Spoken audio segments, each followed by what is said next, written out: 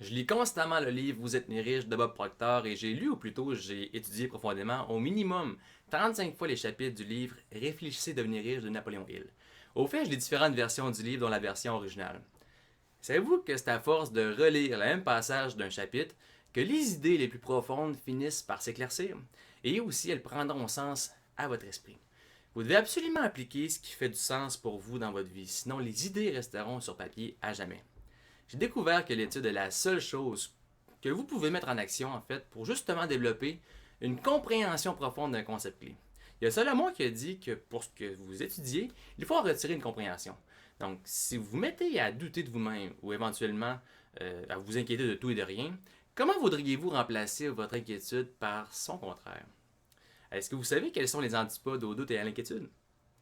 Le doute et l'inquiétude sont des maladies psychiques, ce sont des maladies intellectuelles.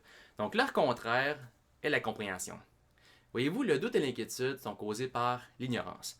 La compréhension vient de la connaissance et le seul moyen de l'obtenir est par l'étude. Maintenant, la lecture n'est pas la seule façon d'étudier. Ce que vous faites maintenant en visionnant cette vidéo en fait partie. Alors trouvez-vous un mentor et modélisez-le, puis étudiez tout ce qu'il a ou ce qu'elle a étudié. Aussi, sachez que je ne savais rien de cela quand j'ai commencé à lire l'un de ses bouquins. Toutefois, j'ai développé l'habitude d'étudier tous les jours. Je vais aux toilettes tous les jours, je me brosse les dents tous les jours, puis je mange tous les jours. Ce sont des choses que je fais automatiquement, sans même y penser.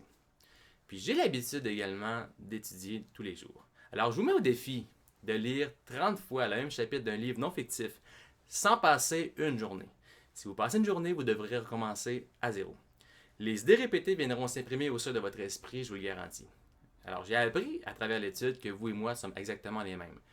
Nous ne nous ressemblons pas nécessairement physiquement, mais nous ne sommes pas différents non plus. Nous sommes des êtres spirituels vivant dans un corps physique, correspondant avec un monde matériel. Et nous sommes la plus grande création qui soit sur cette planète. Étudiez, puis continuez d'évoluer. C'était Martin Sasseville qui vous aide à réfléchir avec succès.